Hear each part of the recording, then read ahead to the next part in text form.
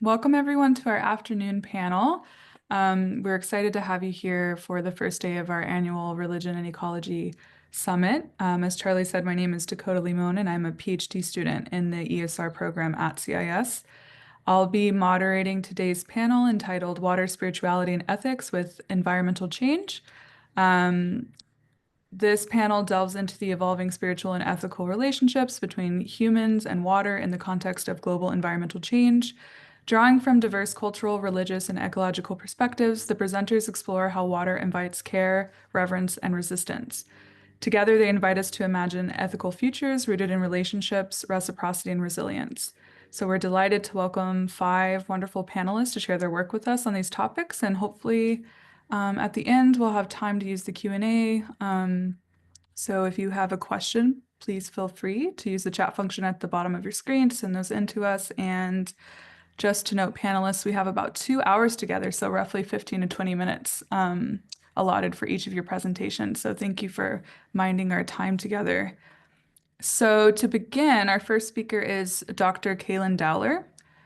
Dr. Dowler is Assistant Professor of Religion and Environment at Vanderbilt University. Her work sits at the intersection of religious studies and environmental anthropology.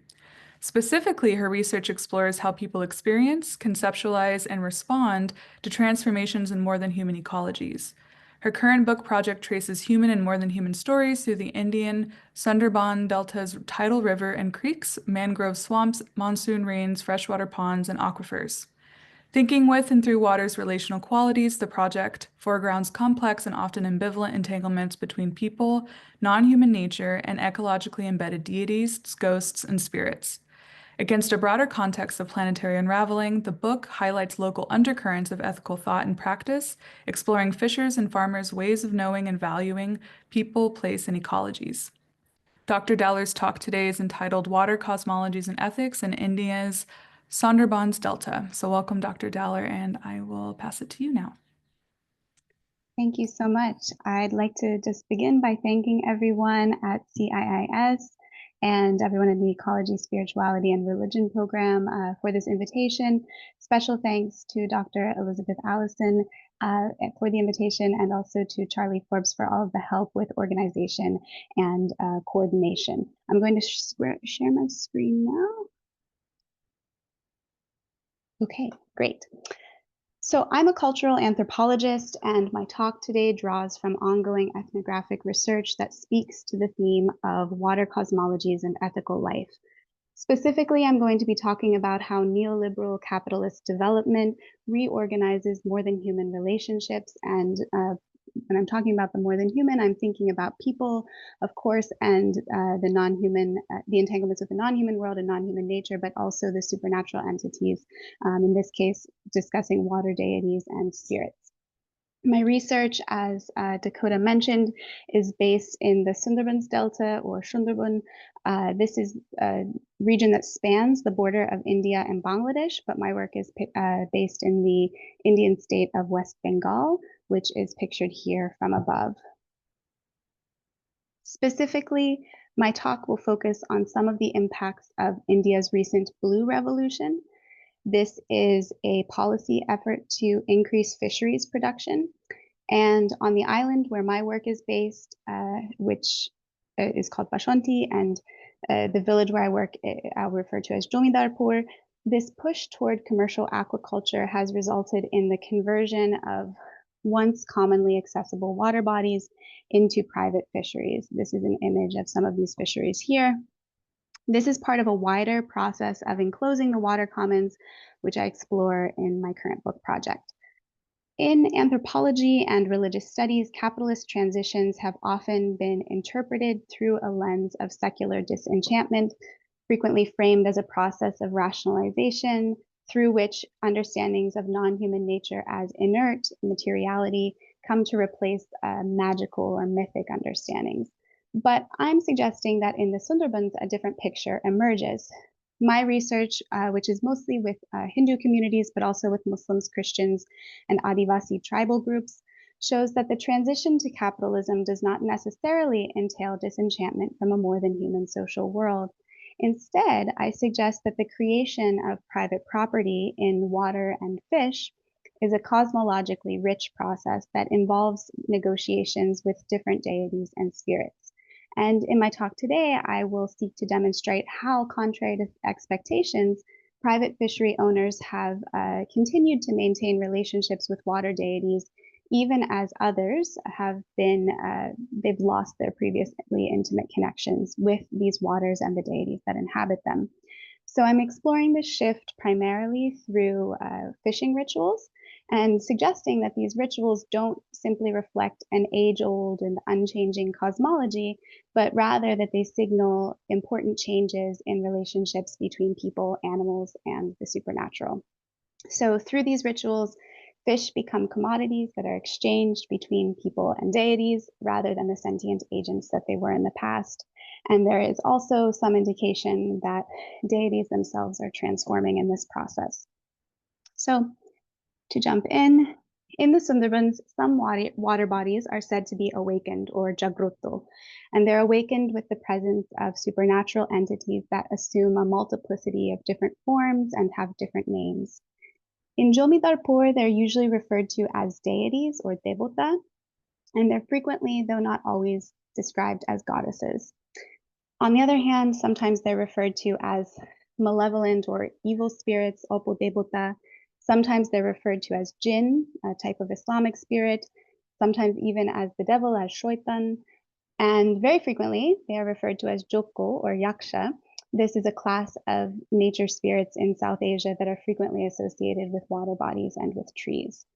So within this variegated context, these beings are said to dwell in certain awakened water bodies, one of which is pictured here, and it's the one I'll be talking about mostly today. This water body was once a tidal creek, so it used to be connected to the tidal rivers in this region, and it used to be saline. And at that time, or brackish, and at that time it was available to all in the area to use on a customary basis, both for fishing and for the collection of edible plants. This creek is also associated with Bonbibi.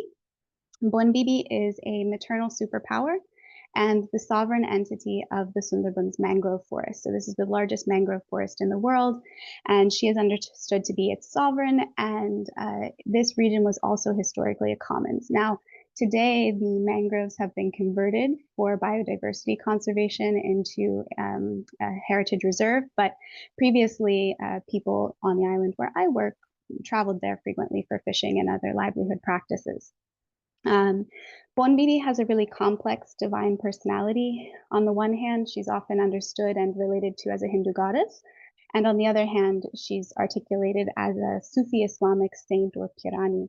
So regardless of how people articulate her or relate to her, she's understood to be the mother of all who live in this region, regardless of their class, caste, religious background, or species. So mother to all animals and humans alike.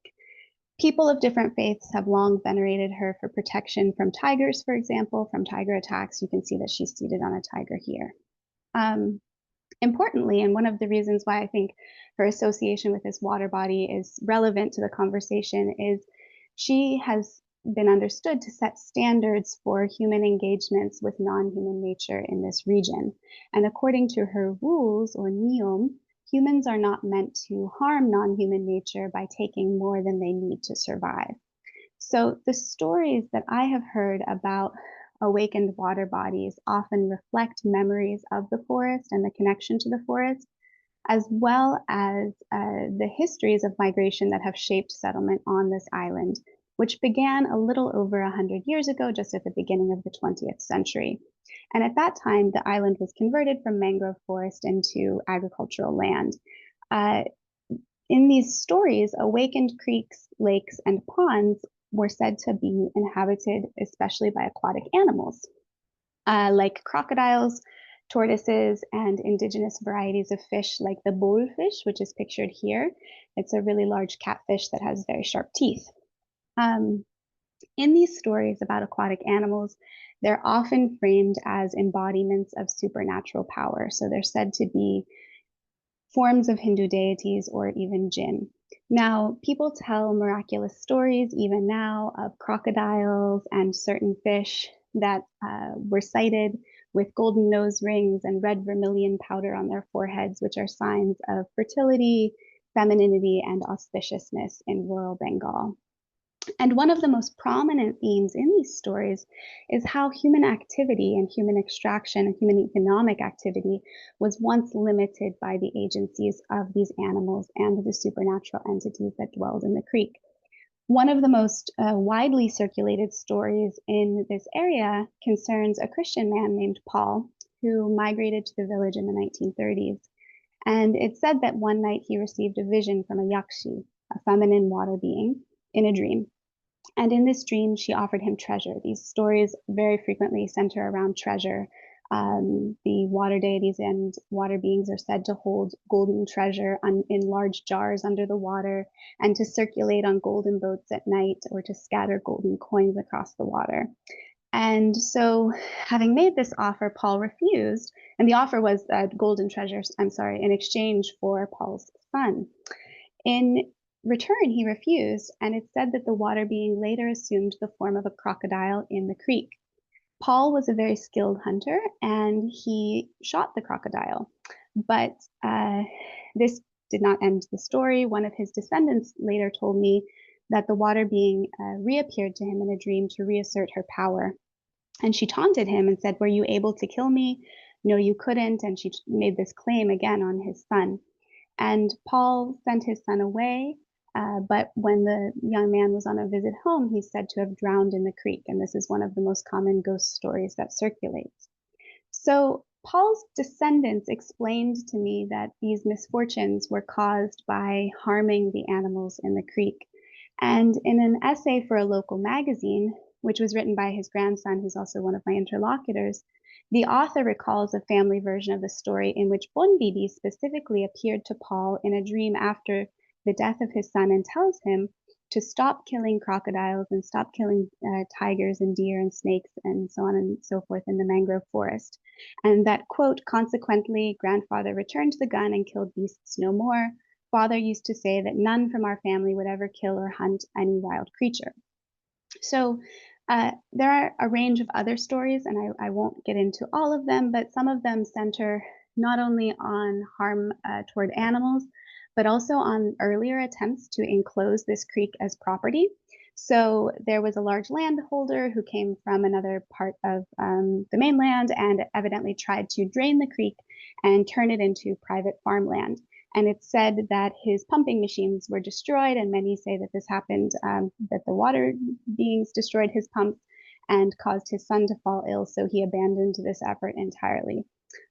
This doesn't mean that no one could take from the creek at all, but rather that access was mediated by certain ethical norms and certain supernatural entities. So fishing in particular involved creating and maintaining good relationships with the water deities who were considered sovereign owners of the creek. In part, this unfolded through offerings made at the water's edge, and it's said that if these rituals were maintained, the fish catches would be abundant, but if not, the unhappy deities might tangle up your net or otherwise withhold fish. Some of the stories are more dramatic. Rubana, a 30-year-old Muslim woman, described to me memories of her husband's ancestors who had once caught a particularly large fish in the creek, and they were delighted by their luck at first, and they cut up the fish to divide it amongst themselves.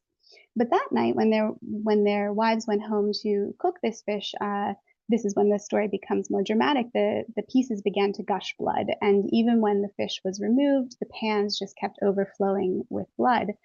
And at one point, one of the fishers exclaimed, "I think we've accidentally caught a deity," and then instructed all of the others to return this fish to the water. Later, it is said that these fishermen received a dream, and the water deity said, "Look, what you've done to my children, and I will do this to your children if you continue doing so," and then demanded a sacrifice or a yajna for appeasement, and the fishermen are said to have complied. Now, these stories are obviously complex and multifaceted and quite ambivalent. They're not straightforwardly positive or like the affect here is very frequently described as an affect of fear, right? Reverence, but also fear for the more than human world. And so they recall a time when people lived in really intimate and complicated ways with the more than human world, and when extraction was really limited by the power of these figures like Bondibi and the Yakshi. Now, by the time my research began in this region in 2018, a lot had changed. The creek had been embanked and divided into a series of private commercial fisheries. Over this time, political leadership in West Bengal had also transitioned from the Communist Left Front to the center left Trinamool Congress Party, and this water privatization had increased. It's called canal grabbing or kal dokol.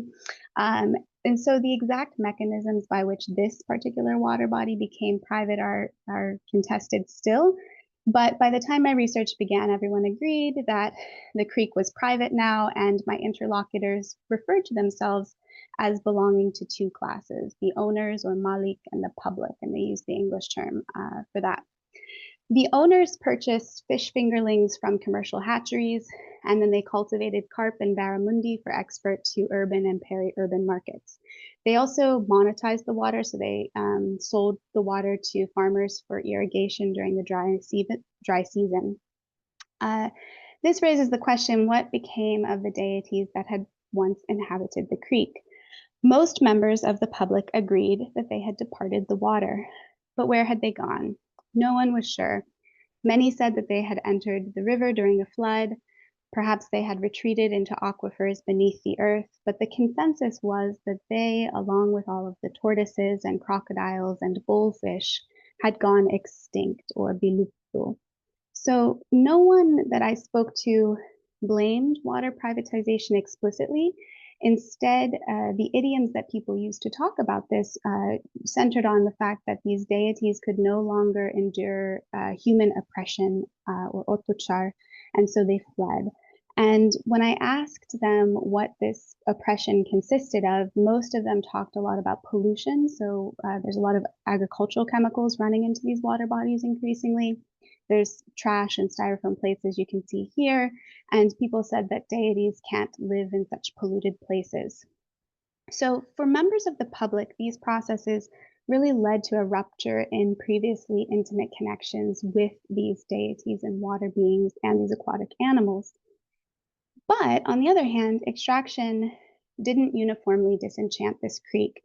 Contrary to a lot of accounts, perhaps similar accounts that I've read in anthropology and related disciplines, the small property owners didn't approach the water only as property with no reference to religion or the supernatural, but rather maintained their relationships with water deities. So this came across clearly to me in my conversations with Nyoti. Nyoti is a 63-year-old Hindu man who had migrated to the area with his family in the 1950s. And despite facing a lot of hardship in his youth, his family's economic condition had improved both with farming and through a share in the creek.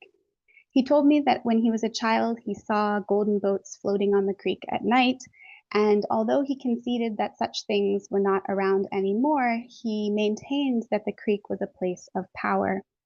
In his words, the water deities were disappearing, and he used the present continuous verb to talk about this, that it's a process that's ongoing. But, quote, we all still call it an awakened creek. And he insisted on the importance of puja or worship before the annual casting of nets. And he invited me to one of the pujas that he led there in 2019. So his portion of the creek was owned by a group of Hindus and Christians who sponsored this ritual together, and they hired wage workers for the actual fishing. Nyoti conducted a ritual for Ma Jokobori, or the Yakshi, Mother Jokobori, and Ma Bonodevi. This word is a Sanskritized form of Bonobibi. Bonobibi is a Muslim form, this suffix bibi, and Bonodevi comes from Devi, from the Sanskrit word for the great goddess of Hinduism. So he understood Ma Bonodevi to be the sovereign of the mangroves, and he told me that it had become the system in the village to worship her prior to fishing. He did so in a creekside temple that was managed by one of the members of the public, and I knew that family well. So I went to speak with them a little bit that day. And when I arrived, the elderly grandmother said to me, or said to her son with this wide smile, she said, "Are you going to eat a big fish today?" Joking. And her son gave a resigned laugh and he said, "Those days are no more." And he kind of shook his head as the Creek owners were walking up to their temple to conduct this ritual. So Nyoti, for his part, entered the temple and placed flowers at the feet of the deities, which included Pono Devi, Lakshmi Narayan, and the goddess Shitola. And he lit incense and a small oil lamp, and he set out glasses of water and sweets for the deities. Then, what's pictured here, he silently went to the water's edge and he tossed a few handfuls of sweets in the water. He bowed for a few moments and then folded his hands above his head, finally taking his hands to his heart. He distributed prasad, blessed food, to everyone before then heading home. So, reflecting on these rituals and their integration with this capitalist and privatized way of organizing aquaculture, I propose that these rituals don't simply reflect age-old water cosmologies, but they're actually revealing changes that are happening between people, animals, and supernatural entities in this space. Because the fish that were caught at this time were no longer the sentient agents that they'd been in the past. Instead, the logic of the ritual was that the humans would offer to the deities, and the deities are granting fish in return. But the additional question that arises, and which I'll close with, is which deities? So here I'll reflect very briefly on Nyoti's ritual relationship with Pono Devi.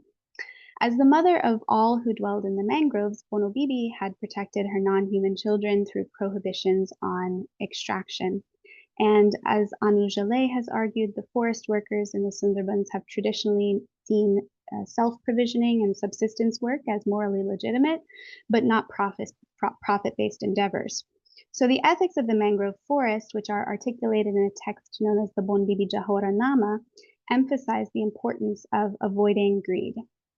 But the keepers of the temple where Nyoti conducted his ritual told me that Pono Devi, again, this Sanskritized form of Pono Bibi, was just like Lakshmi, the Hindu goddess of wealth and good fortune, who is venerated in hopes of prosperity. Here I'm quoting Vasudha Narayanan, who has noted that Lakshmi holds great sway over people's faith and aspirations in contemporary India, in part because, quote, "the quest for wealth seems to be more intense than the reverence for the earth. In a world where good fortune seems to depend on consumer spending and industrial growth, the earth goddess faces some very stiff competition." And this is from a piece, and the earth goddess that she's discussing here is Bhudevi, but I can see some analogous patterns unfolding in the space where I'm working. So my tentative conclusion from this is that capitalist transition in the Sundarbans does not entail a disenchantment, but rather that these processes involve negotiations with a range of more than human entities, including both aquatic animals and deities.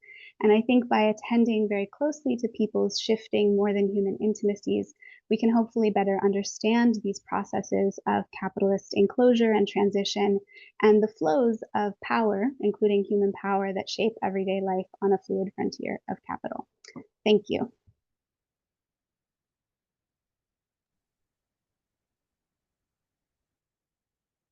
Great. Thank you, Dr. Dowler. That was really illuminating and fascinating, and really nuanced. I wouldn't have expected that conclusion, and I'm really interested in looking more deeply into that. Thank you for sharing that with us.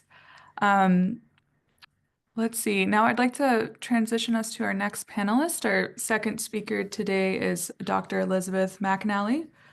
Dr. McAnally is the newsletter editor and website manager for the Yale Forum on Religion and Ecology.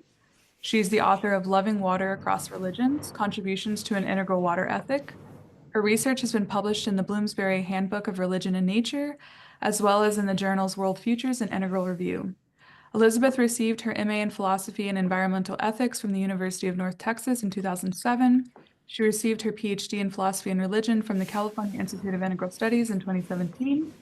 Elizabeth has taught classes on philosophy, religion, and environmental ethics at Pacifica Graduate Institute, the University of North Texas, Diablo Valley College, and the University of San Francisco. She offers integral Tai Chi and Qigong classes in Berkeley and online, and she loves to sing and play the flute. Dr. McAnally's talk is entitled Practices for Loving Water and All Beings. Welcome, Dr. McAnally. Begin when you're ready. Thank you, Dakota. It is an honor to present at the summit, and I just want to thank Elizabeth Allison. Thank you for your vision, your leadership. Thank you, Charlie, for all your organizing work. The topic of this 7th summit is really dear to my heart, as it's the theme of my dissertation, which was turned into a book, Loving Water Across Religions. So I just want to give a brief summary of that book.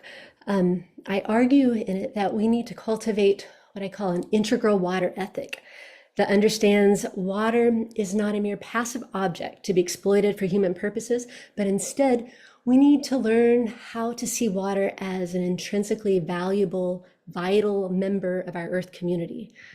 An integral water ethic encourages humans to learn to cultivate love and compassion for water and for all those who are suffering from the global water crisis. And so this would help us learn to see water not as a mere resource, commodity, as property, but rather as a loving and compassionate member of the Earth community who benefits and nourishes all beings, who is a sacred source of life. So I try to draw attention to creative avenues for creating or cultivating mutually enhancing relations between humans, water, and to overcome our destructive attitudes toward the natural world. I explore 3 of the world's religions, Christianity, Hinduism, and Buddhism, and look at different approaches that they might have to cultivating an integral water ethic. So I look at the sacramental consciousness of baptism, the primary ritual drenched in water of Christianity. Then I look at loving service or seva of the Yamuna River of northern India, who, like the Ganges River, is deeply sacred and yet extremely polluted. And then I turn my attention to the compassionate wisdom of the Bodhisattva, one who vows to attain enlightenment so that they can be of great benefit to others and liberate them from suffering. And then my book ends with a set of contemplative practices for cultivating a more intimate relationship with water. So today, I'd like to focus on some contemplative practices for loving water and all beings, all members of our Earth community. So the Center for Contemplative Mind and Society defines contemplative practice as practices that are undertaken with the intention to quiet the mind, to cultivate concentration, presence, awareness, to develop personal goodness, compassion, and awaken an awareness of the interconnectedness of all life. So I want to share some contemplative practices, and particularly look at how water is an elemental link that connects our human self and the larger world. And by experiencing the human body as a body of water, we can find our place in our watery world and learn how to extend our sense of care to all bodies of water. And I feel that practices, they provide an experiential ground from which we can relate to water in a more loving and compassionate way. And this can help us respond to water issues from a place of greater empathy and compassion. So how can we learn to see water in a new way? How can we learn to have a more caring, respectful relationship with water? Well, it takes practice. Through the repetition of practice, we can cultivate new habits that are more in tune with our intentions. And through directly engaging with water, we can heighten our ability to care for water and all of our Earth community. So we can begin with a very basic activity, drinking a glass of water. You know, we drink water all throughout our day to stay hydrated, and it's so easy to take water for granted. But I encourage you to try to set aside some time each day to actively drink water, to pay attention as you drink, to be mindful, to give gratitude that you have fresh, clean drinking water. Today, 1 in 4 people around the world don't have clean drinking water. When you drink water, bring to mind your watershed. Think about where your water comes from, the river or the aquifer, rain. And if you don't know where your drinking water comes from, take time and find out. And then think about where the water you're drinking goes when it leaves your body. Where is your wastewater treatment plant? And where is the water released once it's cleaned? Remember that you are part of your watershed. Water enters you, water leaves you. You're a vessel for flowing water. Your body is a body of water, a walking, breathing, loving body of water. And isn't that amazing? When you drink water, listen to what comes up for you. Try to listen to the voices of water. And then you might feel called to offer up a prayer, an intention, gratitude, commune with water. And so in this way, the act of drinking water can be an act of relating to the mystery of water, the mystery of life. This practice involves the act of mindfulness. As Thich Nhat Hanh explains, when you drink a glass of water and you're aware that you're drinking a glass of water, that is mindfulness of drinking water. And so in this way, the simple, regular act of drinking water can be a way to return to mindfulness. Okay, so a second practice that I like to share is what I call a gratitude walk. And to perform this practice, simply go on a walk in your neighborhood. And you might want to intentionally visit your local creek or river, lake, pond, the bay, the ocean. As you see water, be mindful of everything that you see, hear, touch, taste, smell. Pay attention especially to all the different forms of water that you encounter. Allow your curiosity to guide you and begin to greet the world around you. You don't have to have an audible greeting, but you can have one if you like. And as you continue to walk, feel your heart opening with love for water and for other members of our Earth community. Give gratitude for all that you encounter. As you spend time with water, imagine that you're spending time with someone who's very special and dear to you. So this practice of a gratitude walk is one way that we can begin seeing water and all beings as having some form, some degree of subjectivity. And this is a way to be in dialogue with the Earth community, to gain a deeper sense of intimacy with the watery world around us. This practice can help you see that everything in the world is alive, that matter is sacred, that life force pervades all things. And if you do this practice regularly, you can begin to see your relationship with the world change. Instead of seeing the world as full of passive, inert, lifeless objects, you can begin to see the world as a communion of living subjects. You know, as Thomas Berry says, the world is a communion of subjects, not a collection of objects. I encourage you to try this practice anytime that you're out on a walk. Offering gratitude to the beings with whom you come into contact with is a way to change your relationship with the world. And the practice can have profound results and can engender a deeper sense of intimacy and empathy with others. I'd like to share one more practice. A third practice comes from the traditions of Tai Chi and Qigong, a practice of flowing like water. So if you don't know, Qigong can be translated as working with energy. And one style of Qigong is Tai Chi Chuan, which can be translated as supreme ultimate fist, involving sequences of flowing movements. So for the past 16 or so years, I've been teaching integral Tai Chi and Qigong classes. And here are some very basic instructions that I often bring up in my classes. Slow down, pay attention, breathe, flow. So focus on cultivating the energy, the life force, qi, that flows through our body, through the world around us. And you can practice anytime by simply slowing down your movements. Stop rushing. Pay attention. Increase your sense of awareness. Listen. Breathe deeply. Breathe with the world. Attune to the world. And flow gracefully with connected movements. Okay, so one of the key principles of Tai Chi and Qigong is to flow like water. Many movements mimic the flowing nature of water. Practitioners often imagine that they're swimming through the air or floating in a pool of water or moving through thick molasses or honey. And so a very simple practice that I like to share from the Tai Chi and Qigong tradition is this: slowly and fluidly imitate water. With mindfulness, imagine that you can trace the energy of water with your movements.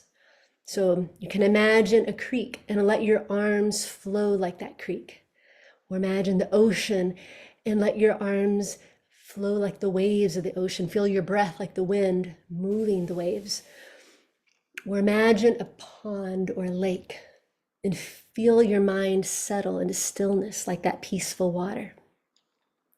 So in our human bodies, we can sense qi, the vital energy that flows through the universe, and we can gain an intimacy with the cosmos through an intimacy with our human body. And in this way, we can gain a felt sense of how the boundaries of our human bodies blur with the boundaries of the world, as the same vital energy composes us and flows through us all. So flowing like water is a way that can help us remember the intimate intertwinement of self and world. Qi and water both flow through all things.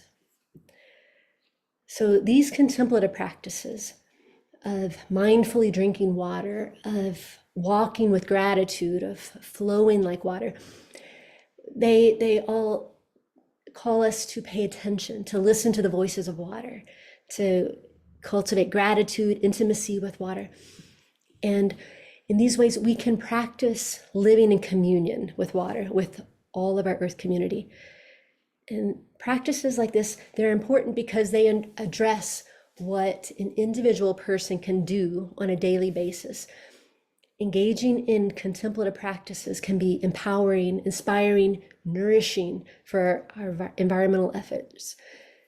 By cultivating intimacy with water in our day-to-day life, we're able to transform our relationship with water and see water as a friend, a teacher, a guide. In our daily interactions with water, we can have an intention to notice, to pay attention, to be attentive and responsive every time we drink water, when we bathe, when we wash the dishes or our clothes or flush the toilet.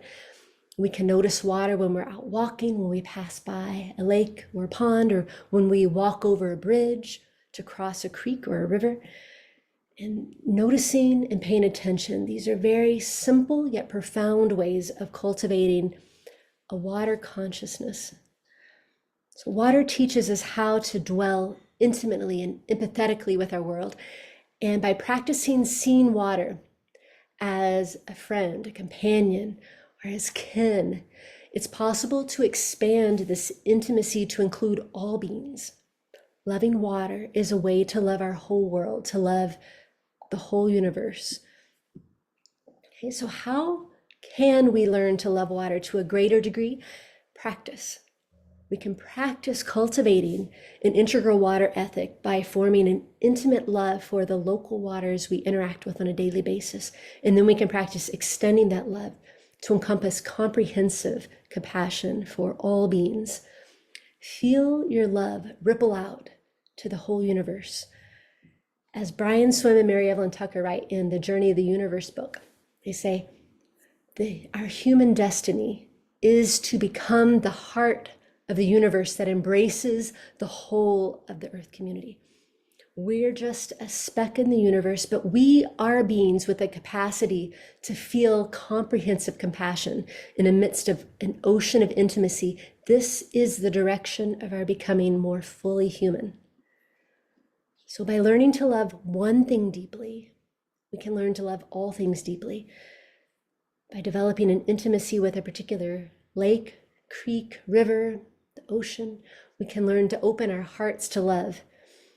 By cultivating compassion in our day-to-day lives, in our own spheres of influence, we can learn how to open our hearts, learn to listen to the voices of water, the voices of all beings, so that we might learn how to become responsible and compassionate members of our local watersheds, of our earth community, of the cosmic community.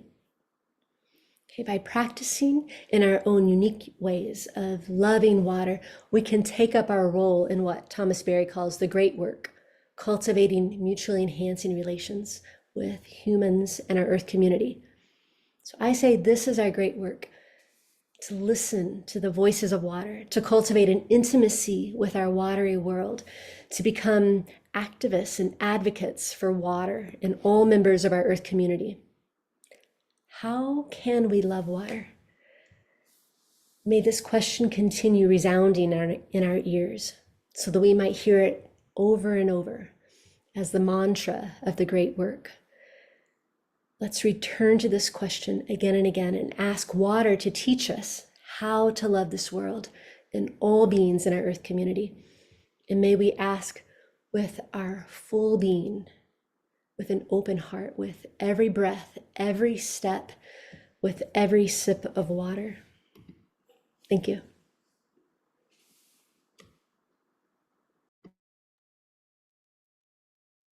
Thank you so much, Elizabeth, for that lovely reflection on embodied presence for subjective relationships with an understanding of water. It reminds me that I think the third day of this conference will have a watershed witness tour for local folks in San Francisco, so it might be a great place to practice some of the things you shared with us. So thank you.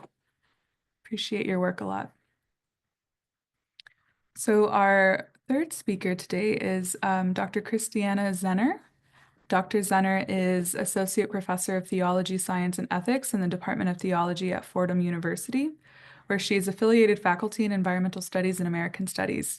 Her research into emerging and established freshwater ethics, as well as Anthropocene conceptualizations, intersects with ecological theory, religious ecologies, developments in the earth sciences, and the ecological turn in Catholic social teaching.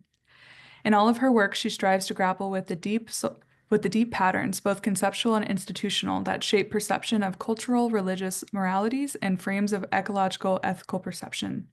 She is committed to multidisciplinary, anti-colonial, intersectional feminist approaches to freshwater justice. Professor Zenner's next scholarly monograph is titled Beyond Laudato Si and is due out in May 2026. Her next public-facing book, Building a Moral Economy, Water Justice, is due later in 2026. Dr. Zenner's first book, Just Water, Theology, Ethics, and Global Freshwater Crises, is taught in venues ranging from the Transboundary Waters graduate program at Oregon State University to Yale University. Dr. Zenner's talk today is entitled Freshwaters, Anthropocene Futurisms, and Anti-Colonial Narrative Options. So welcome, Dr. Zenner.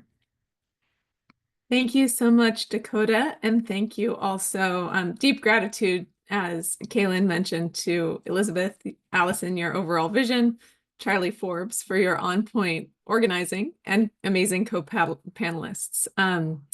I also want to recognize that in addition to all of the places and their Indigenous stewards that we are variously convening from in this afternoon, there's the complicated and ambivalent fact that extraction of minerals, waters, and labor for digital economies also make possible the ease of our meeting digitally today. So recognizing all of that, it is still very much the case that I'm delighted to be here in the 7th year of this conference and with such a lively, varied, and insightful camaraderie of co-presenters here and in adjacent sessions, both the earlier one, which I was able to catch part of, and the ones tomorrow, which sadly I can't join because I'm going to be teaching. So I'm currently an associate professor of theology, science, and ethics in a theology department at a Jesuit university, which, given the passing of Pope Francis, has been active today in terms of communication. And that has also been an interesting and often quite revelatory emplacement about the norms that shape legible discourse. It's structured a lot of my scholarship, including on Laudato Si. But in and through that, waters have long been my passion. And so I find that in their slippery multiplicities, waters tend to demonstrate a lot of fluidities, as Elizabeth, Dr. McAnally just noted, the kind that erode boundaries, cross borders, condition bodies, and yet elude firm and final definitions. Despite my anti-colonial intersectional feminism, I do have some foundational commitments, and I want to mention 2 of them. First, waters are inherently plural, even as they are also in some sense universal. And I've written about this in my book, Just Water, and also elsewhere. And that links to what Dr. Willis Jenkins said at the end of the previous session about water is multiple. Second, and at least in Western settler colonial paradigms, imaginations of waters are constantly in need of reframing and indeed pluralizing. So imagination or myth, even in its form of dominant science, is a term we'll use from time to time. And I trust that those here today will jive with this polysemic term, which is meant not to refer to a fanciful delusion, though it can be that, but rather in the capacity as that which people may hold to be most true, and thus has the capacity to shape worlds. As I'm sure you all are aware, given that we're all in this conference together, there are multiple registers of water challenges ahead, perhaps many that you're tracking and that I won't note here. But I am going to note a few, especially at the confluence of freshwaters and climate change and technologization. How urban areas get water for domestic purposes and the relations to sanitation. The cooling uses of waters in large-scale energy production, especially now with AI and manufacturing and agriculture. The technosphere's demands via server farms, as implied, which is skyrocketed with AI. And then amidst all this, there are a number of attachments, scientific attachments, that have been disproven in the past 20 or so years. For example, the myth of stationarity, which is in essence the scientific misperception or myth in the erroneous sense that waters are ultimately renewable and replenishing. Now we can debate the specifics of that, but it's also the case that the extraction of waters from many kinds of sources, including and especially groundwaters, is so prominent and so irreversible on humanly meaningful timescales as to be referred to by water wonks as water mining. Therefore, much geopolitical attention as well as ethical worry focuses on questions of freshwater futures and questions of moral legacies, both regarding capitalism and the structures by which much of the planet is governed in extractive ways, but also in terms of the conduct of communities, as we've been hearing. So what I'm going to do in this presentation and the bigger project of which it's a part is sit with some moral imaginations and specifically notions of futurity. There are lots of ways that a person could go with this and many amazing folks doing incredible work. What I'm offering are snapshots, and they're just snapshots of 3 different sorts of what I'm calling speculative futures for freshwaters. I've set up something of a comparison among them. The first is the increasingly influential, I call it mainstream Anthropocene freshwater futurisms. It's a total mouthful and I've got to work on something better. But it's not a formal category, but it's descriptively, if over syllabically, whatever, apt. This kind of vision of water's futures inherits 20th century hydraulic optimism with a particular form of scientific positivism that is also seasoned heavily with techno-modernism. That's the first. The second is Octavia Butler's parabolic futurism, which is an early kind of speculative fiction set in literally right now, California, and I'm sure many of you will be familiar with that. And then the third is Andrea Ballesteros' ethnographic future anterior. She's an anthropologist who works especially in Costa Rica and Brazil on how communities and employees of state organizations especially negotiate the implementation of the idea of the human right to water. So again, more to say, but these are the 3 that we're snapshotting today. Okay, so first, mainstream Anthropocene freshwater futurisms. So this approach relies on the language of economics, policy, technology, and science. This genre of mainstream water future imagining is generally, not always, but generally Euro-American, white, and male. Features that do not on their own disqualify thoughtfulness and nuance, of course, but they do tend to have outsized reception in political corridors, think tanks, and university research centers in the increasingly neoliberal university milieu that we inhabit in the US. This approach relies heavily on scientific and economic models, and by the way, this is only going to amplify given the cuts to humanities and social sciences funding that we are seeing in the US right now. And those scientific and economic models, in my analysis, serve as a sort of epistemic foundationalism that generally minimizes engagement with the worlds where eco-social realities are negotiated and lived. These approaches are not necessarily wrong, full stop, but they're incomplete. They are too often self-satisfied, and they're generally quite empty of actually useful suggestions for communities in particular places. To the degree that they're built on extractive economic assumptions, they are also very resistant to internal or external critique. So I'm just going to list what I see as a few additional factors in these mainstream Anthropocene freshwater futurisms.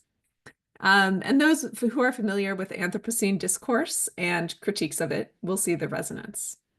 So in this kind of approach, first, humanity is referred to in the first person, singular, but also plural, without much differentiation, to signal our water problems as if a global or planetary we and water are both simultaneously articulable and assignable. I find this problematic because, as Elizabeth has noted and Calynn has noted, there's so much particularity in watersheds and encounters with waters, even as human and most ecosystems' need for them is universal. Two, the Anthropocene notion is almost always invoked by these pundits.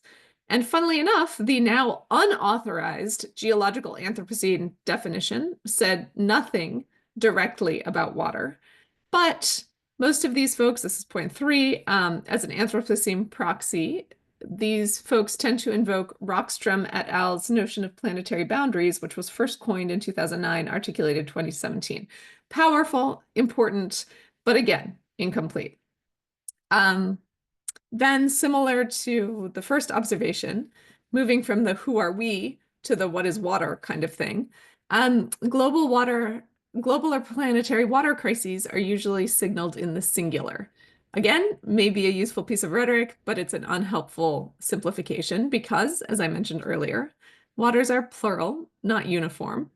And then especially the downstream issue is that when a crisis is singularized, the singularity of the problem often psychologically suggests singular or monolithic solutions, as if just one thing is going to get us out of this crisis. So part of the work for me of pluralizing is also the pedagogical work of contextualizing and recognizing that there is no silver bullet solution, that these are dynamic, deliberative, very context-based realities from which some generalizable or structural dimensions can be articulated. But I don't want to buy into the kind of technocratic rhetoric that advocates big geoengineering projects or that sort of thing as the way of getting us out of this crisis. Okay, and that's, the next problem is that there is an enthusiastic appeal to one or a few solutions, which tend to endorse particular technological and economic interventions, regardless of eco-social specifics. So again, this is probably not news to all of you here, but there are entire genres and now podcasts about water futures that are being hosted by graduates of the Futurist program at the University of Houston. There's now like a water futures podcast. Various kinds of investment banks and consultancies are interested in this kind of work. And so these narratives have outsized impact. Why are all these a problem? At core, I guess we could say, if I had to say there's one problem, it's that there's no built-in humility mechanism. Yet when it comes to waters, which are not uniform, humility is needed. The omission of an internal revision mechanism, a humility mechanism, for lack of a better term, is also weird because despite the science invoked by this group, they don't have a way of accommodating how the practice of infinite revision toward ever better specified concepts and processes and measurements is also endemic to good science. So we can talk about that more fully if we want. Okay, so that's kind of a baseline that I am seeing that I am worried about. What are two other ways of framing and thinking about freshwater futures? That brings us to the second snapshot, which is Octavia Butler, beloved, if deeply worrisome in terms of the specific vision, historio-futurist. So for a certain group of readers, myself among them, Octavia Butler's 1993 novel, Parable of the Sower, has long had the character of prophecy. Now, I work in a theology department, so I understand the significations of that term, and I want to stress that Butler herself did not invoke the term prophet, and as several biographers have noted, would have resisted the framing of herself as such. Yet, the main character in Parable of the Sower, note the theological language, Lauren Oya Olamina, evinces an evolutionary theology that notes that God is change and humans shape God, and there are no guarantees about outcomes or eschatologies. And I think that this dynamism of observation, process, and discernment also characterized Butler's data gathering method, which informs the background extrapolation that she created of the California of 2024, 2025, 2027. Here we are. She extrapolated from facts and trends that, earlier than pretty much anyone else, except maybe Bill McKibben, she saw unfurling in the newspapers, the office buildings, the streets and hallways of the present. Shelley Strebe is a professor of ethnic studies at University of California, San Diego, who has written that Butler saw herself, and this is quoting Butler's archives, as a historio-futurist, or one who extrapolated likely future scenarios from the material of the accumulating present. In the interest of time, you'll have to take my word for it that water scarcities figure prominently as a major feature of climate change migrations and social unrest on small and large scales. And in that book, and then Parable of the Talents, which follows, there are some creepily eerie, I would just call them predictions about present-day politics and the white men running the country and their grift and despotism. More on that later if we want. So do recall that a parable is a tale that may or may not be allegorical, illuminates as it tells a story, but without a neat and tidy ending. A parable is something that makes people think. The ruptures and the dissonances are important. I think it's a useful device to think about waters in the so-called Anthropocene.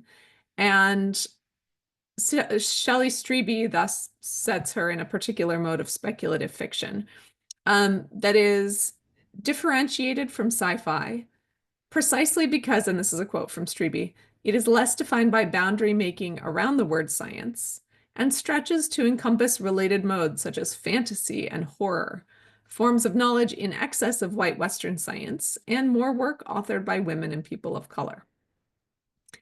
So the point for Butler as a historio-futurist was not to be accurate in conjecturing about the next big event, even though, honestly, she really was, but instead to prompt people in the present to think about the shape of the future that was being created.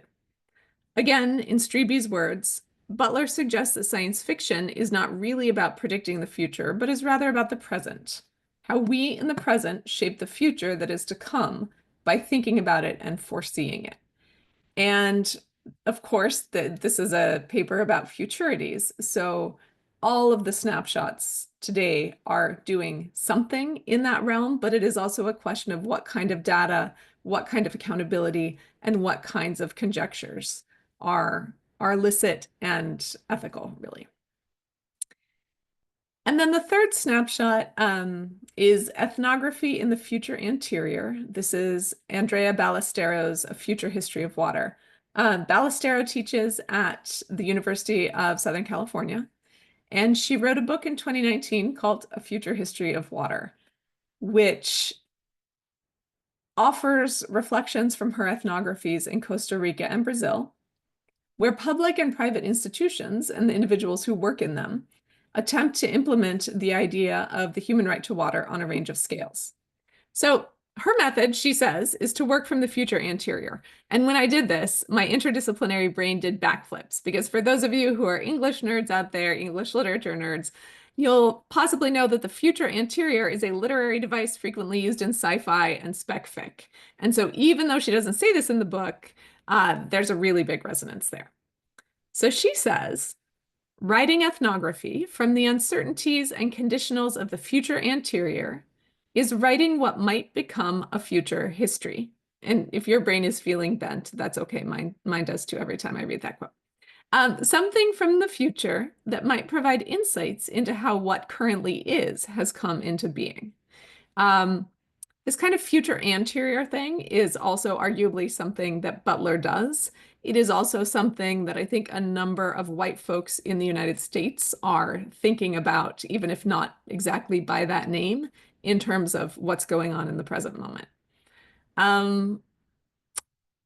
So the crucial point, I think, here for me is that Ballestero points out how her ethnographic collaborators and co-producers of knowledge rely on the future anterior. The devices people use, the multiple bifurcations they negotiate, they are processed with the expectation that whatever they do might pave the way for something that is different than what is. So they're thinking, well, what might it be if we do this? And then how does that reflect back onto our actions in the present? Also crucial.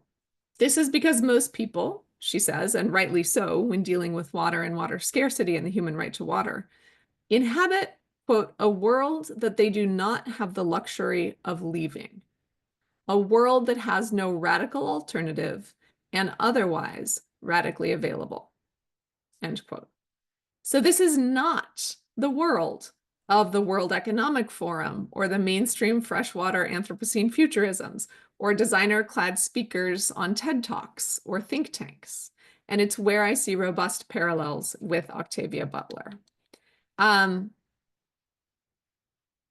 They'd create a future history, Ballestero says, not by talking about what the future looks like, but rather by acting in the present with all its constraints and limitations. And they do that by speaking about the responsibility, the principles, and the shortcomings in their technical acts. Okay, so what's the upshot for me? Well, you know, in this brief time, you will have sensed that I am deeply compelled by Butler's and Ballestero's approaches. I'm skeptical of the mainstream water futurist types. The opportunities for opportunism are just far too great. But I am also left with the uncomfortable awareness, which intersectional feminists and especially womanists have long noted, that particularity and deconstruction are not enough. There needs to be a vision of future flourishing and goods beyond critiquing the exclusionary, racialized, technocratic paradigms. Certainly there are lots of places where that is playing out at present. So one obvious suggestion that I can make is that approaches such as Butler's parabolic futurism and Ballestero's future anterior ethnography can serve as an essential corrective and even normative device in reflection, advocacy, and theorization of fresh waters. But I also don't want to replicate that method that footnotes or instrumentalizes the work of brilliant researchers and writers who are women plus in service of a problematic or unreflective status quo. I'd much rather bend the arc of mainstream futures toward their example, which I'm not quite sure how to do that, so wish us all luck on that. But then I think, you know, there's a lot of constructive and generalizable imaginative work to be done in an anti-colonial, intersectional feminist way, and that theology and religious studies have a part to play on that. So that is the work to be done, as you know, because you're here at this conference. And thank you for the opportunity to join the conversation. Great. Thank you so much, Dr. Zinner, for your fascinating presentation and for helping us think with more humility and imaginal complexity about water's plural realities. Thank you. So our fourth speaker today is Dr. Michael Wellman. Dr. Wellman is father of two young wild beings, companion of two Shepsky sisters, husband of biculturally Black queer femme scholar Taylor Shanae, and tender of a magical place on the Yellow Dog River on the south shores of Gichigami Lake Superior in occupied Anishinaabeg 1842 treaty territory. Michael is a scholar, activist, organizer, outdoor educator, and ceremonial guide whose rewilding work resides at the intersections of resistance, reskilling, and remembering. Michael's doings are many, including being the co-founder of the We the Earth Sanctuary Space. Dr. Wellman's talk is entitled Watershedism, Water Walkers, Protectors, and Recreators of the Gitchagami Basin. Thanks for being here, Michael. Thanks for having me. I feel blessed to be part of this and to be listening to everyone. Really touched. Can we see the presentation here? Great. Well, yeah, before I start, I just want to note that I'm looking outside right now and water is filling my view right now. It's raining, sleeting, snowing. There's a marine fog layer, and I'm looking out here at Lake Superior as well. So just being held in the presence of water as I jump into this talk today. So yeah, the introduction, I'm going to talk about the idea of watershedism today. Before they do that, I just want to situate myself. So I'm born in Flint, Michigan, raised in Flint. So I like to say that I arrived on this earth as a water protector. Most of you probably know a bit about the Flint water crisis. The photo here of this river on the right, the Shiawassee River, the river of many bends, from the ages of 2 to 18. I was blessed to be able to grow up on this river bend. So it deeply influences who I am as a person. And then down here in the right, I now live on a river again, the Yellow Dog River here in the Upper Peninsula of Michigan. And so we'll talk a bit about this watershed today. But know that water influences who I am and everything I do. And I feel like that will come through in this talk today. So a bit about watershedism. I like to call it an alternative form of organizing or ancestral form of organizing. First, a watershed is the boundary of a drainage basin. So if you drew a line around all the ridges and the high points, an area that is capturing water and flowing downhill, downstream. I'd like to note that the idea about watersheds are nested within watersheds. And watershedism is this idea of having a deep relationship with one's drainage basin, where one resides, where one lives. Watershedism could be considered a subset of a larger sort of ecological organizing of bioregionalism. And I feel like it's a key principle of human rewilding, a field of research for me personally. The two ideas I want to bring in here as it pertains to the intersections of spirituality, ethics, and water come from two recent books. This idea of watershed discipleship comes from the book Believers, by Lisa Wells, where she's exploring a lot of land-based responses that are currently underway with regards to the great unraveling of our socio-ecological systems.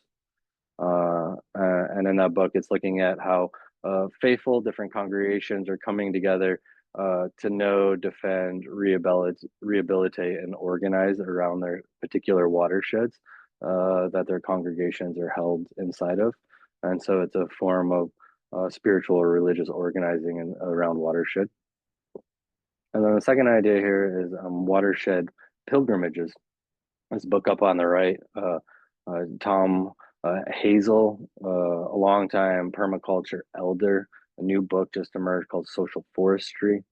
And Hazel likes to speak about making annual pilgrimages to walk the edges of the drainage basin.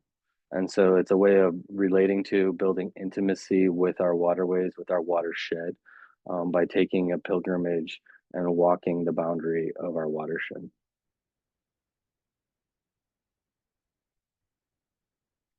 So the watershed I'm going to speak to today is the Great Lakes Basin. The picture up here and the left, it shows the watershed of the basin with each of the Great Lakes separated into different colors. You can even see in the bottom left of that image, it kind of situates it. So Great Lakes, kind of known as a flyover area, but we're inland between the Northeast and the Great Plains. These are Anishinaabe lands, so they're the indigenous peoples that reside between the Haudenosaunee and the Plains Indians, known as the Council of Three Fires, the Ottawa, the Ojibwa, and the Potawatomi. The mythology around the Great Lakes is the Sky Woman mythology. And so if you can see here, the head of Sky Woman would be in the orange up there in the left in Lake Superior. The island would be an eye, and there's a nose protruding out with long hair flowing backwards. And then the two legs would be down in the purple and the yellow. And so this is the mythology of the Anishinaabe situate for the Great Lakes Basin. Locally, we call it the Fresh Coast or the Third Coast. Michigan has the most coastline of any state. And the Great Lakes Basin holds about 20% of all the surface freshwater in the world. And this particular watershed supports about 40 million people, most of them in what we call the United States of America. And this is actually, it was originally organized around Old Northwest as a territory before we had the Northwest Territory. And it is separating between the Ohio River Valley and the Mississippi River Valley, all this area up here. And so there's a lot of pride in this region around this basin, and we'll continue to explore that here.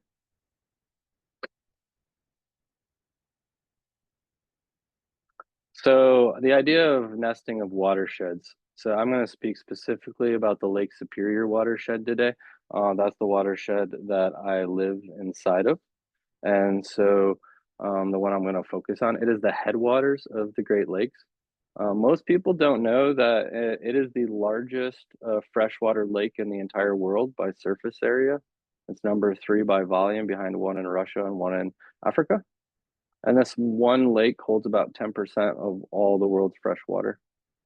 And so it's hard to describe the vastness of Lake Superior. You can feel the spiritual energy when you're in its presence. It creates its own weather the same way a large mountain might. It has its own beingness to it. And so here we can see the Gishigami, the Great Sea. It's what the Anishinaabe call Lake Superior.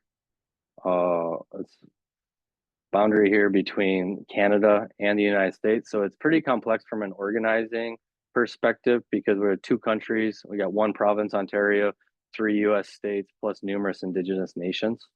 This organization here that's called the Lake Superior Living Labs Network is a climate resiliency network out of University in Thunder Bay, Ontario, that's working on watershed-based organizing, currently rebranding as the Superior Watershed Coalition that I'm on the advisory team of.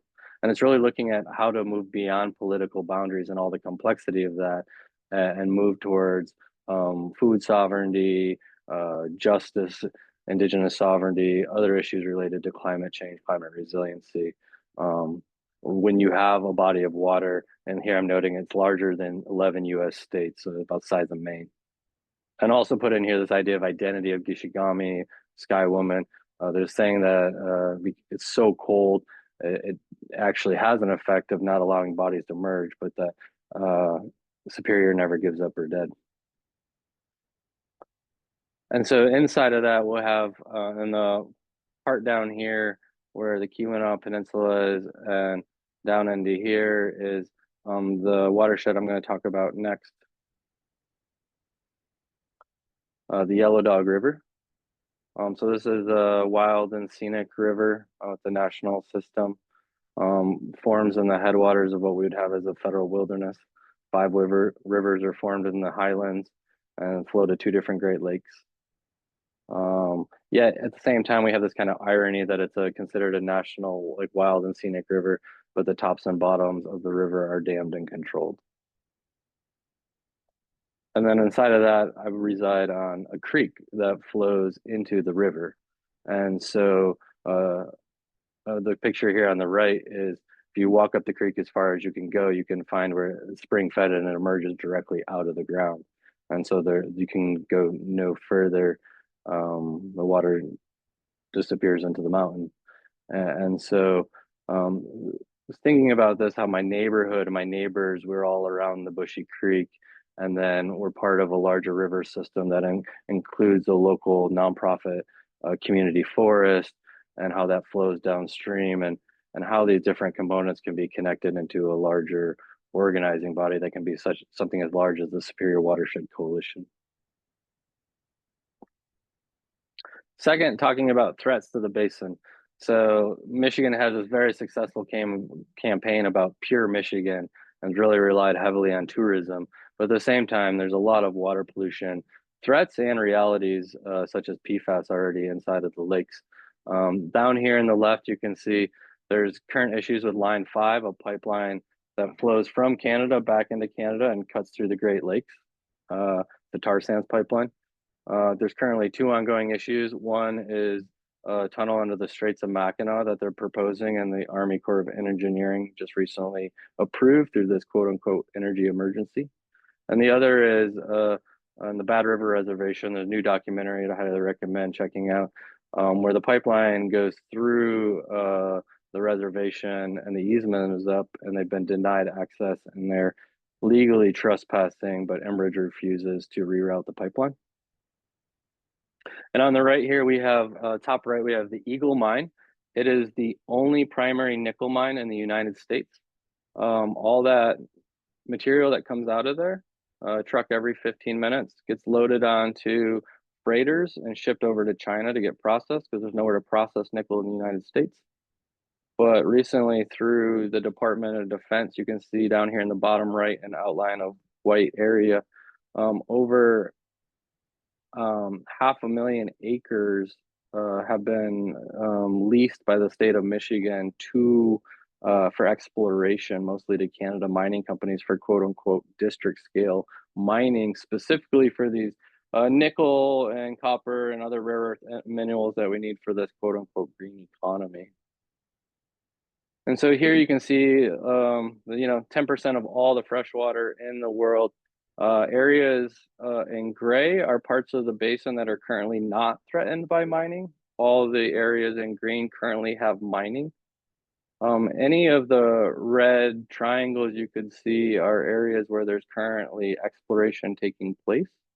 And there's proposed for over 40 sulfide mines in the Lake Superior Basin currently. And so this is a really serious threat. I mean, like sulfuric acid, the mining into the lake, the headwaters for 40 million people. And so this is something that we're exploring today, the responses to. One is water walking, something I was originally introduced to during my studies at California Institute of Integral Studies. There was refinery corridor walks there in the Richmond area between the 7 refineries over a 4-year period, walking the corridor. I've done water walking with the Ohlone and Winneman Windtune and the Run for Salmon. It's an indigenous practice where they walk the length of a watershed with different protocols in place, and laying down prayers for the water. And so in the right here, you can see there's a woman carrying a copper pail. There's always a woman in front carrying the pail. There's protocols for who's carrying the water and how it's transferred between people.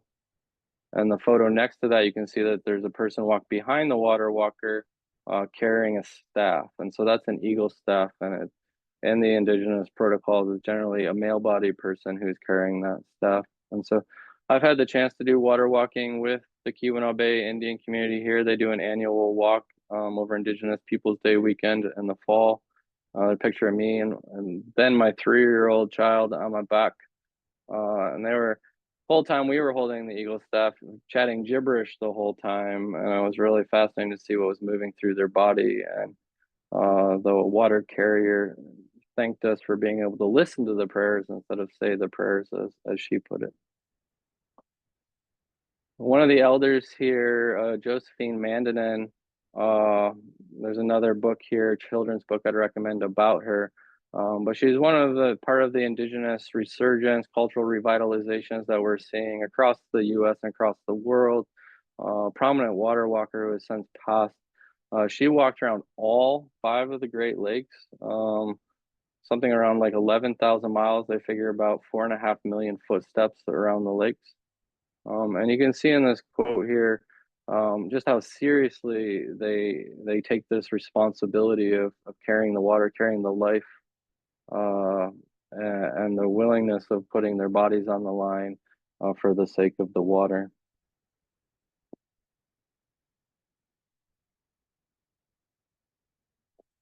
Next is this idea of water protectors, frontline grassroots campaigns that are sprouting up all over. You know, Standing Rock, the mini Wachoni, that's probably the one that most people are most familiar with, but there's many everywhere, from festivals to anti-mining, such as this Water Over Nickel or Protect the Porkies, where there's a new copper mine proposed on the largest state wilderness area in Michigan at the border of it.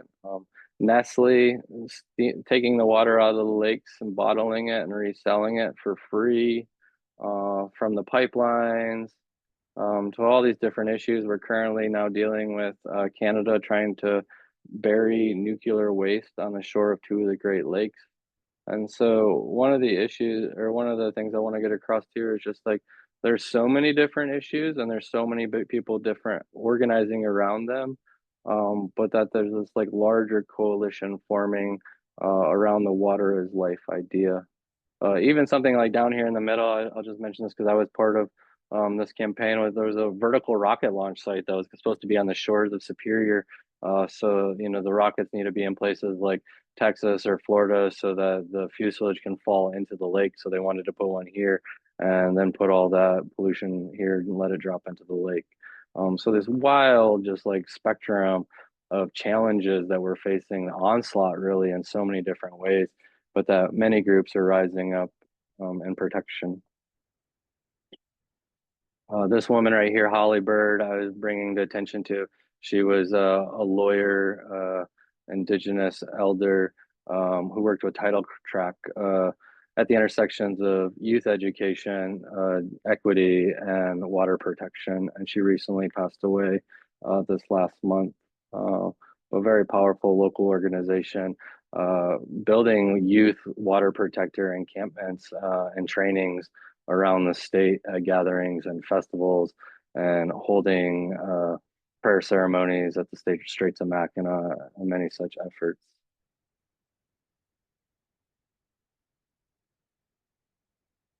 And then finally, one last intersection I want to look at is these recreators and outdoor recreation, outdoor leadership, outdoor education.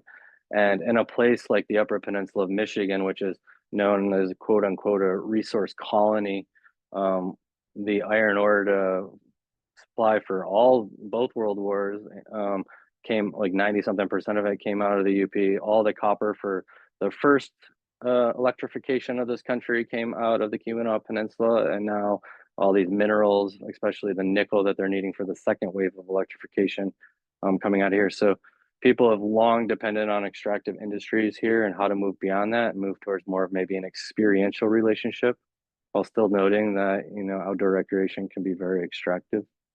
But bringing, just highlighting a few areas how important the water is to people. Largest ice climbing festival in the world takes place here. Ski races, the largest ski jump in the United States is in the Upper Peninsula of Michigan. Dog sled races,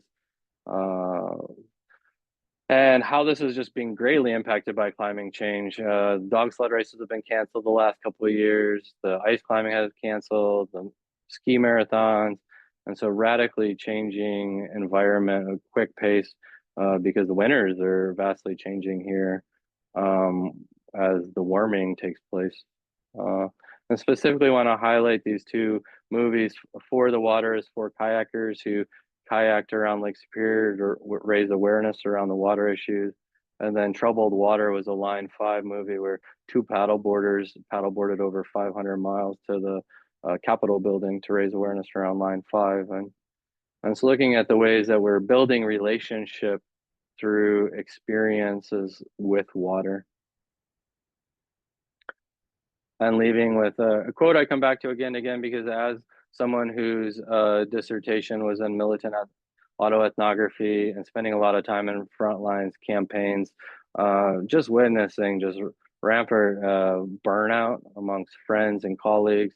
And so I've really come back to the outdoor experiential components and land-based reskilling and life ways as a way to continue to rejuvenate my spirits, to continue to connect, and a way to stay embodied, to keep coming back to the body, as Elizabeth mentioned earlier, keeping the body active and alive and being able to pay attention to and stay attuned and co-regulated through interactions with water and the earth body. So thank you for taking the time to hear a bit more about what's happening here in our watershed. Thanks so much, Michael, for that powerful place-based presentation. I especially appreciate hearing of all the ethical movements happening around water protection and the relational vision of watershedism and waters as sources of ethical orientation. Thanks for your work. So our fifth and final speaker for this afternoon panel is Dr. Elizabeth Allison. Dr. Allison is an environmental social scientist who is professor of ecology and religion at CIS in San Francisco, where she founded and chairs the graduate program in ecology, spirituality, and religion, and created the Religion and Ecology Summit series of conferences. She's a member of the advisory group for the Yale Forum on Religion and Ecology, an editorial board member for the journal Worldviews, Global Religions, Culture, and Ecology, and the secretary of the International Society for the Study of Religion, Nature, and Culture. Her current research projects address socio-spiritual implications of glacial extinction in high mountain regions, the expansion of care ethics to non-human nature, and the implications of Buddhism and indigenous mountain religions for biodiversity conservation and climate adaptation. Her scholarly articles appear in journals including Ecology and Society, Wire's Climate Change, Religions, Mountain Research and Development, Journal for the Study of Religion, Nature, and Culture, and in numerous edited volumes on Bhutan, religion, nature, and geography.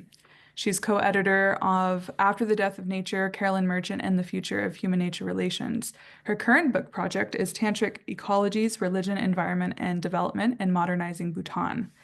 Dr. Allison's talk today is entitled Dragons of Fortune, Glaciers as Resource Sentinels and Portals. Excited to be with you today, Elizabeth. Thank you so much for that lovely introduction, Dakota, and thank you so much to Charlie for organizing this fantastic panel, and to all my co-panelists. This is such a great conversation to be part of, and I love the way that the different talks are building on each other. I want to turn off this closed captioning if I can. Let's see. Oh, there it is. Okay, great. Excellent. So there we go. So my talk is titled Dragons of Fortune, Glaciers as Resource Sentinels and Portals. And this talk is based on some ongoing research with a number of collaborators, Sophia Lana Wilson Poma and Julia Lana, that we are conducting in the Muyuni Valley in Bolivia. I'm going to stop the share for a minute and try to just share a part of my screen.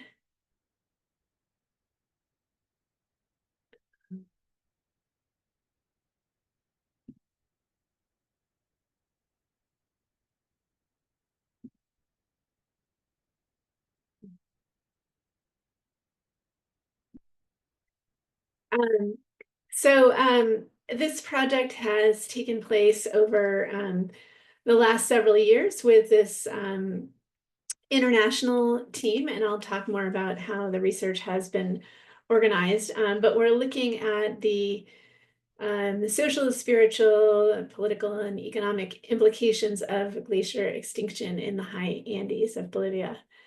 And this project, or this component of the project, takes up a provocation from Amitav Ghosh in his book, The Nutmeg's Curse, Parables for a Planet in Crisis, which I highly commend to you if you're not familiar with it already, in which he talks about part of what has happened during the capitalist transition in the last 500 years and the colonial transition is this process of deadening.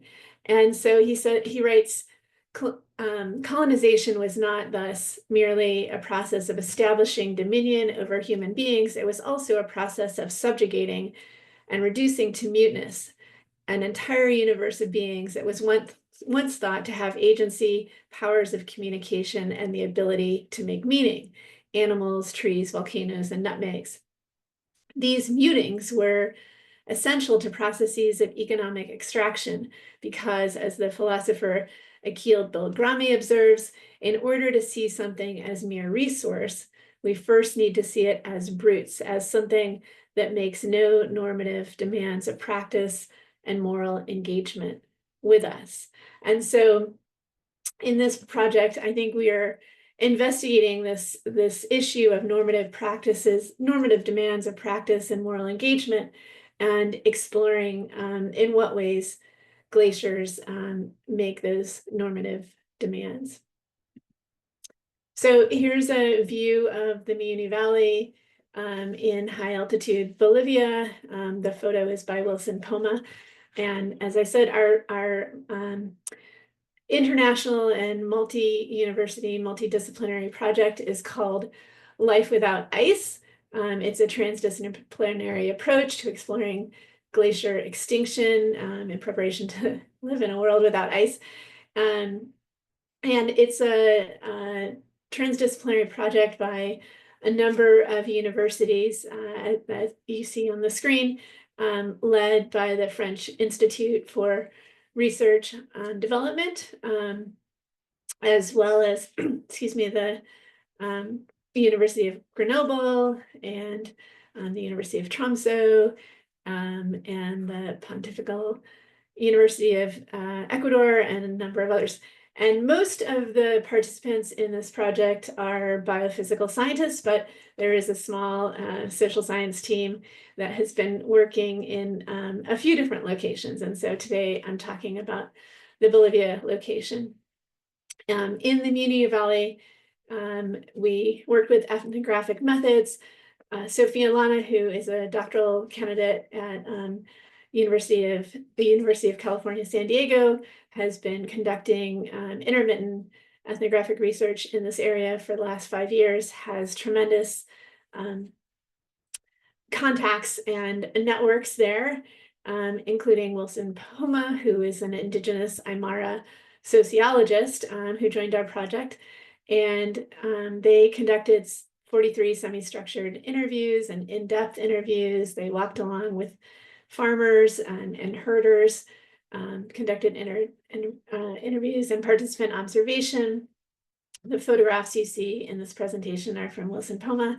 And then we've continued to analyze these interviews with qualitative data analysis software through a process of iterative coding and identifying dominant themes, as well as evocative articulations, some of which I will share today. And Julia Lana translated interviews from Spanish to English. So it was great to work with this globally dispersed international multidisciplinary team. We started this research in the depths of the COVID-19 pandemic when travel wasn't even allowed. But Wilson was on the ground there and able to carry out interviews. And so it was somewhat of a different way of conducting ethnographic research than I had experienced in the past, but it ended up being very rich. And here's an aerial view of the Muni Valley, just to get a sense of the very rugged terrain here. This is high mountain terrain. It's very dry.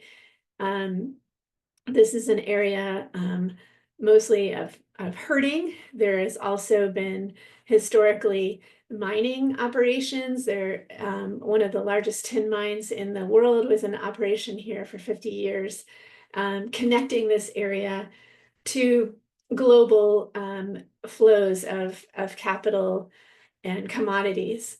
There was also a major estancia here, and a lot of political oppression of the local peoples who are now actually quite resurgent. So it's a very contested and volatile history over time. And the ecological change that's happening these days exacerbates this dynamic history. Now, I want to step back for a moment and just think about the larger picture of glaciers. As you probably know, glaciers around the world are disappearing. They're disappearing the fastest in high mountain areas, particularly in tropical and temperate mountains.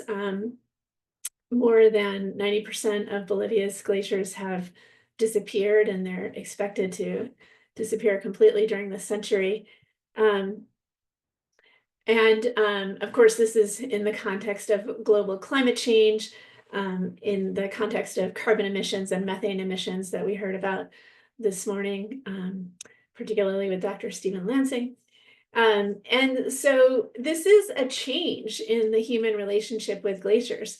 In the Little Ice Age, from around the 14th century to the 19th century, glaciers were actually advancing, particularly in Europe in this painting.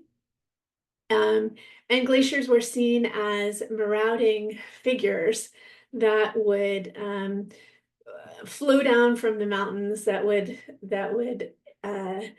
encroach on villages and sometimes cause great death and destruction as they perhaps dammed rivers and caused flooding, or even plowed right over agricultural fields and decimated pastures. And glaciers were seen as dragons, actually. So stories about dragons emerged in Europe around the time that these glaciers were surging forward and inundating villages.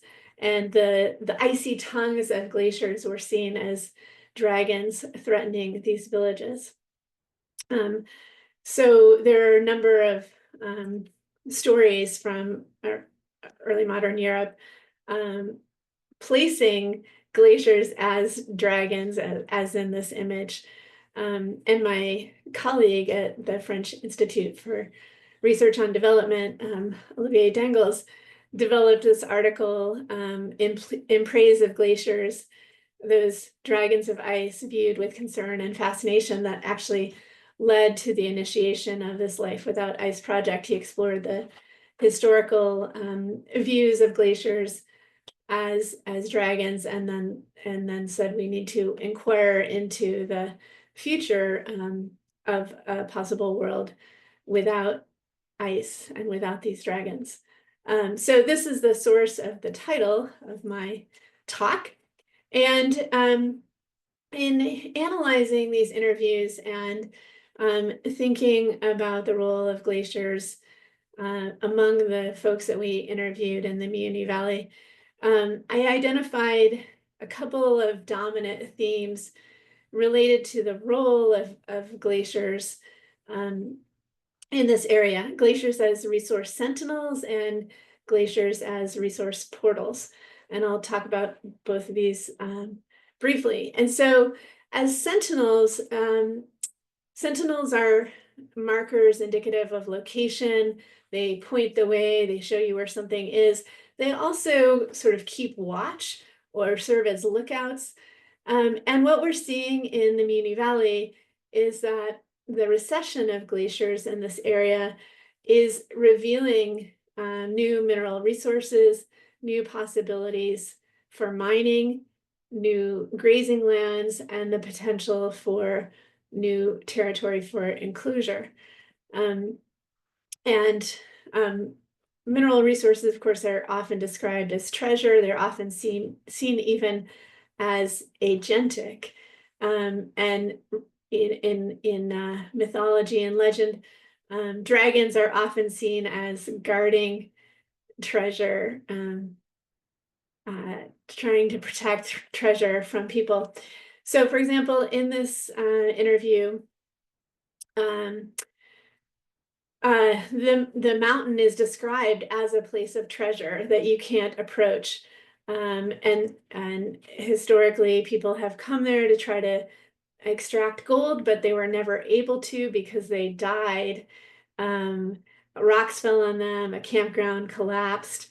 And so the mountain is respectable. It doesn't let people extract its treasure. So in this way, the mountain is seen as agentic, as having the ability to prevent people from extracting its treasure. And this comports with the Aymara idea of mountains as ancestors of Achachilas, and also as powerful spirits in the landscape known as Iyas and Wakas. So the mountain is seen as an agentic being that doesn't let people extract its treasures.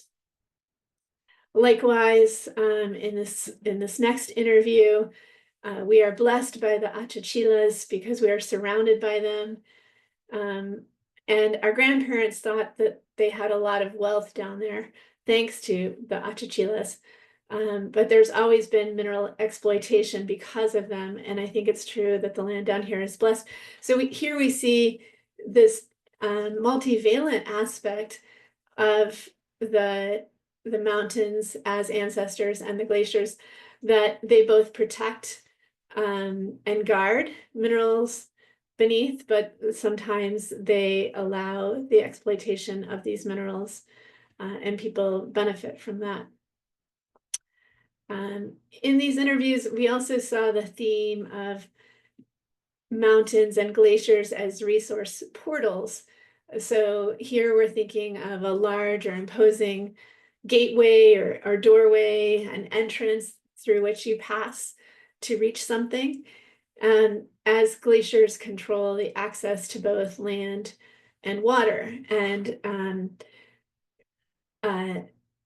glacier melt provides water for these villages, and the extent of glacier snow and ice controls the access to grazing lands. As glaciers recede, more lands are revealed where people can graze.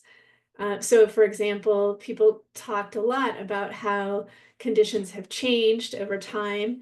And for example, in this interview, the person talked about how when I was little, we couldn't graze in these areas. Now I can graze all year long in this area. And that's why I started building my house here. So new lands are revealed with new opportunities for economic exploitation, potentially for economic enclosure in these new lands. But this can also exacerbate tensions and inequities in these areas. So we're seeing these as apocalyptic landscapes in both the sense of tremendous change that's going on across the globe right now, but also in the original sense of the term apocalypse, which means to unveil or to reveal something that's been hidden. So these apocalyptic landscapes are revealing and reinforcing even inequities that have existed both locally among different groups within different communities, and at a global scale in relation to global commodity and resource flows and capitalism. And so these apocalyptic landscapes are opening spaces for enclosure and extraction that reveal existing fractures, tensions, and inequities at the global and local scale. And for example, this interviewee said, when I was a boy, I had to wait until the evening when the snow melted in order to take my animals. But nowadays, currently, this no longer happens. I can take them in the morning because the grass is fine. So this observation of very major and significant change during this person's lifetime creates access to more grazing lands, but as I said, also reveals contradictory consequences and inequities. There are both winners and losers here. So some people are experiencing areas that cannot be grazed because they have become too dry with the recession of glaciers. Um, People have commented that they've lost a lot of space for grazing, especially now that the dry season is coming. And then on the other hand, some people have identified new economic opportunities in terms of tourism.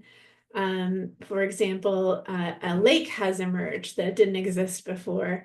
And this interview says the lagoon started to form in 2016, and now it's so big it has turned into a tourist attraction, which is fundamental to the community. So this lake offers a new economic opportunity to the community, but the ability to access these new opportunities is quite differential and inequitable in the communities. So here we see morality imbricated with the terrain. This interviewee said, everything is changing, and now it seems like we are changing for the worse because it is already envy that makes people move, not only on an inner level, but also with other neighboring communities who, out of envy of our wealth, that they always want us back, increasingly small, but we struggle to keep our lands. So economic inequities and inequitable access to lands in these communities, and this is being exacerbated again with the recession of glaciers that both dehydrates some areas and then reveals new economic opportunities in other areas. So in conclusion, in this particular landscape, we see glaciers as resource sentinels, exerting influence on humans by indicating and guarding benefits, particularly possibilities for extraction, but also grazing lands. And we also see glaciers as resource portals, as glaciers in decline open revelatory lands for extraction and enclosure, exacerbating dynamics and inequity and dispossession. Thank you so much for listening. Thanks so much, Elizabeth. That was a really beautiful transdisciplinary way of approaching life without ice, and it leaves us with a lot of necessary questions. And thank you to each of our panelists for these rich and evocative and deeply grounded contributions. Together, your work has illuminated the sacred, political, ethical, and ecological dimensions of water in ways that challenge us to think more relationally across geographies, disciplines, and traditions. So I appreciate everyone's work. And with that, I'd love to open our space for dialogue and move to the Q&A portion of our session. If anyone has any questions they'd like to send in, I'd be happy to ask our panelists. Let's see.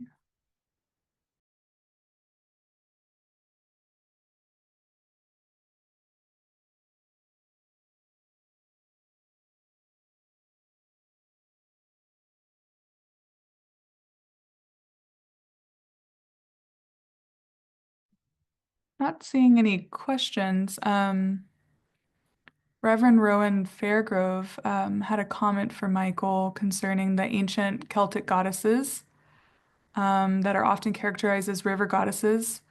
She was taught that they were actually watershed goddesses. Oh, that's cool. As a riparian protector, this wider view is important to me, and she loved hearing about the Great Lakes watershed.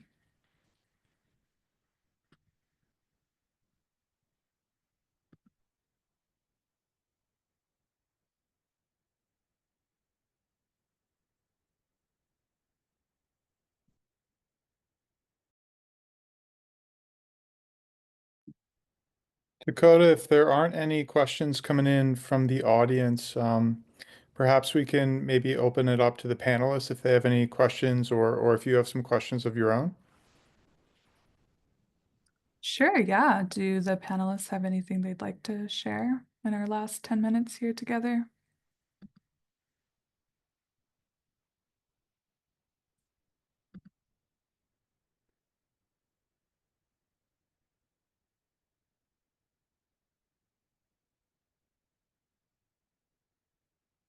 If not, I'm kind of curious for each of you what practices, whether they're scholarly or spiritual or embodied, that you personally return to when the scope of ecological change feels really overwhelming. It's a more somatic question, but just curious.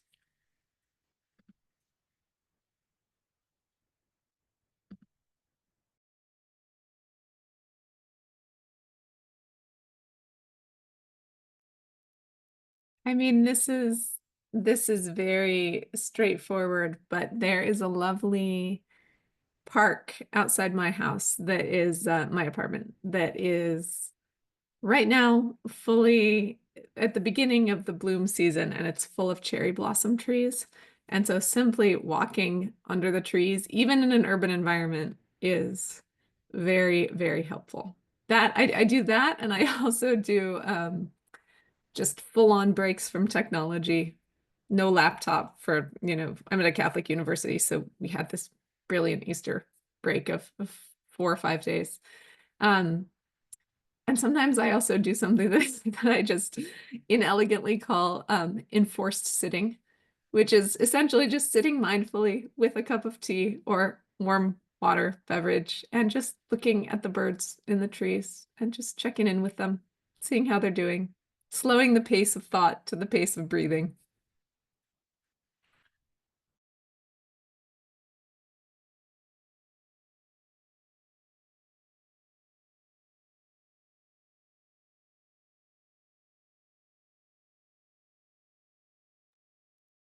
I appreciate the somatic question as someone who's married to a somatic coach.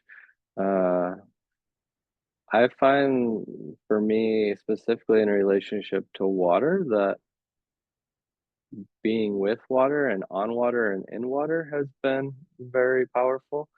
Uh, Lake Superior only gets about 54 degrees at its warmest. So we were practicing plunging, and I've now made it in as late December and as early April. So trying to really be with the felt sense of the water and being immersed in that as a practice, and bringing like mindfulness to the sensations and the intensity, and just like the aversion, and also like being with it. And I find that to be really powerful. And also other practices, I really love snow or frozen water as well, like what Elizabeth was mentioning about glaciers. And I've had the chance to spend 2 weeks on top of a glacier in Mount Olympus, the Blue Glacier. But having a relationship, so ice climbing or backcountry ski touring, and being in that meditative presence over and over again, and being in contact and that sense or sensory experience, sensory perception, is what I find to be most helpful in that way of like direct experience.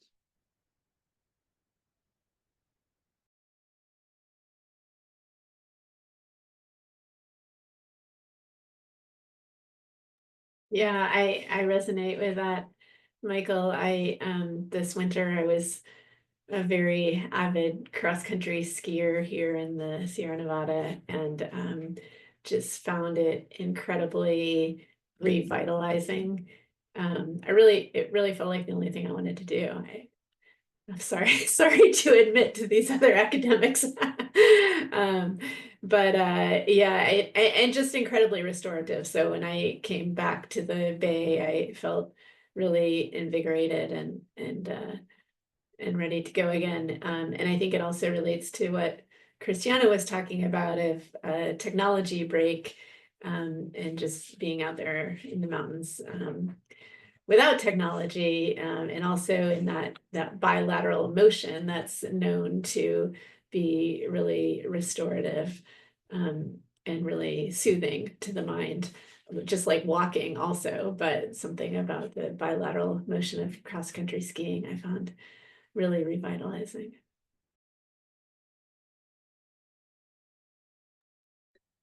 I guess for me, I can chime in with cultivation of plants as one practice that I find. And it's not, I grew up in a very rural place with a garden, and we had the pond with fish, and we'd go fishing, and these sorts of like a much more of a connection than I have now living where I do in Nashville. But I've tried to somehow maintain those connections just even through small plants and flowers and house plants and plants in my office and such. And yeah, I suppose it's grounding. And there is a water element there too.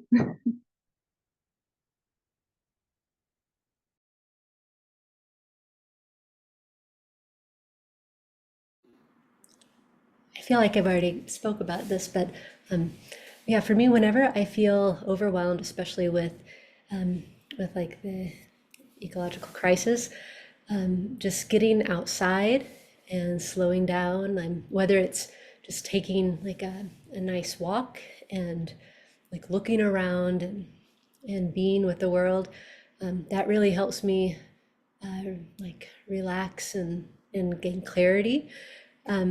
But then also, yeah, doing practices like Tai Chi and Qigong or yoga, very, very helpful for just getting like returning to the body and breath and yeah, just slowing down the nervous system, because it's so easy to get wrapped up in a whole lot of mental thoughts and intense anxiety with what's going on. So just finding ways like that are very nourishing for me.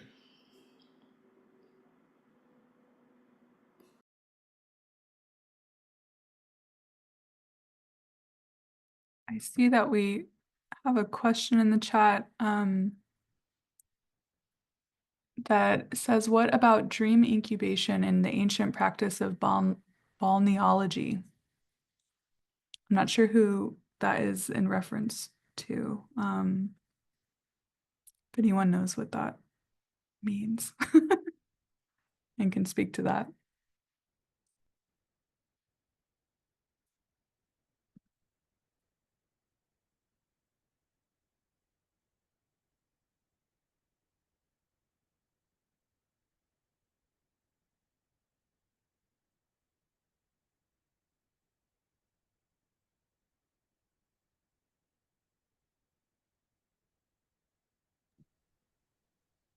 Okay, it sounds like we would need more information to be able to contextualize that. Oh, the art, science, and culture of bath and bathing. Does anyone have experience with that here? Any of our panelists?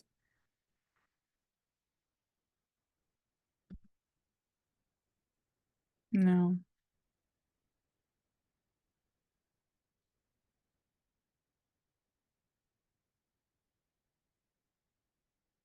Ancient Greek healing temples. I'm not sure that anyone can answer that, but thank you for the question. We can wrap up now because I think we have a hard stop at 3. So I appreciate everyone being here today, and all of your work is fascinating, and I'm really grateful to have met all of you and to have been able to moderate this panel.